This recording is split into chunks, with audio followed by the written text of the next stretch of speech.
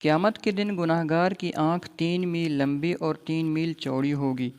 حضرت یزید بن ہارون رحمۃ اللہ علیہ کہتے ہیں، حضرت ابوبکر صدیق رضی اللہ تعالیٰ عنہ نے ایک مرتبہ بیان فرمایا اور اس میں ارشاد فرمایا کہ ایک ایسے بندے کو قیامت کے دن لایا جائے گا جسے اللہ نے دنیا میں بہت نعمتیں دی تھی، اسے رزق میں خوب وسعت دی تھی اور اسے جسمانی صحت بھی دی، لیکن اس نے اپنے رب کی ناشکری کی تھی۔ اسے اللہ کے سامنے کھڑا کیا جائے گا اور کہا جائے گا، تم نے آج کے دن کے لیے کیا کیا اور اپنے لیے کون سے عمل آگے بھیجے؟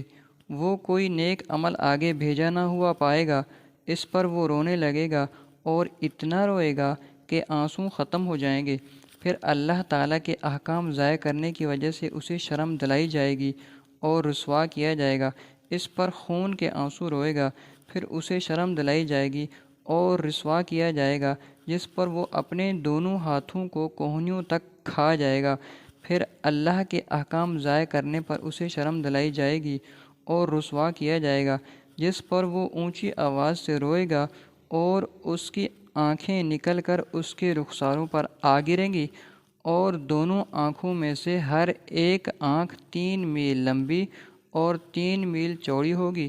پھر اسے شرم دلائی جائے گی اور رسوا کیا جائے گا، یہاں تک کہ پریشان ہو کر کہے گا، اے میرے رب، مجھے دوزخ میں بھیج دے اور مجھ پر رحم فرما کہ مجھے یہاں سے نکال دے۔